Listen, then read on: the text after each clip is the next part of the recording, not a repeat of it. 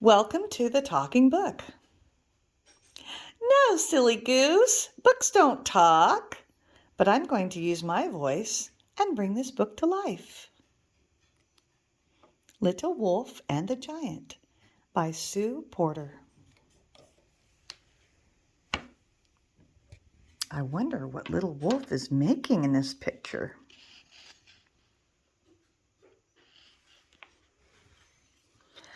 As Little Wolf was getting ready to visit his granny, he felt worried. She lived on the other side of a spooky forest. "Are there giants in the woods?" he asked his mother. "Of course not, silly," she said. Little Wolf set off, but he'd only gone a short way when he heard a dreadful noise. "I know there aren't any giants," he said aloud, but just in case he speeded up and trotted along at a much quicker pace. Suddenly he saw a big rock blocking the path. He didn't slow down at all, but sailed right over the top.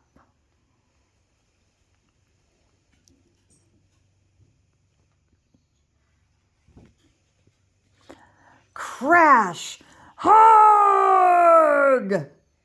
cried the giant, who didn't notice the rock until he tripped over it. Little Wolf heard the crash. He didn't dare to look. He began to shake and started to run. Suddenly he saw a great big hole right in his path. He didn't slow down at all, but sailed right over the top. I think Mr. Giant has a sore toe, don't you? Here's a picture of his sore toe right there. "Crash! Hard!" cried the giant, who didn't notice the hole until he fell right into it. "Look at that giant's big old bum." "That's so funny." And look, he doesn't look very happy right now, does he? No, sir. "Oh, no!" shrieked the little wolf as he heard the crash. "It is a giant!" He forced his legs to run faster. Suddenly, he saw a rickety old bridge ahead. He didn't slow down at all, but sailed right over the top. Splash! "Arg!" cried the giant as the rickety old bridge broke under his weight. "Help! Help!" screamed Little Wolf as he heard the splash close behind him. He looked over his shoulder instead of where he was going and didn't see the fallen tree blocking the path.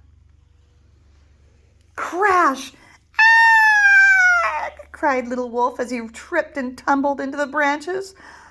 Although he struggled, he was trapped. And then he heard the giant's footsteps coming closer and closer. "Save me! Save me!" cried Little Wolf. But it was too late. A huge pair of hands grabbed him. "At last!" boomed the big voice of the giant. "I've been trying to catch up with you all day," explained the giant. "You dropped this cupcake right at the edge of the woods." "Oh, thank you," said Little Wolf, who was still a bit scared. I thought you were after me." "Everyone always thinks that," said the giant sadly. "I don't have any friends. I look so scary." "I'll be your friend," replied Little Wolf. "Come and have tea at Granny's with me." "Yes, please," said the giant. "I'm so glad you're not scared of giants anymore." "But I am scared of witches," said the Little Wolf. "Do you think there are any witches in the woods?" "Of course not, silly," said the giant, and off they set. Oh boy, are they in for a surprise, huh? What is that the witch is poking at? Could that be that Mr. Giant dropped his satchel on the trail? What do you think is going to happen next? I wonder. So now I have some questions for you. What did you like the most about this book? If you need to pause and talk to your mom or dad about it, you can. And who was your favorite character? Was your favorite character the wolf? Whoops, I pointed the wrong one. The wolf or the giant? I don't know. I kind of like the wolf because he's so little and cute and sweet. And what would you do if you met a giant or a wolf in the woods? And my final question is, what do you think that little wolf was making in this picture? I bet you know what it was now. He was making a delicious cupcake. Do you like cupcakes?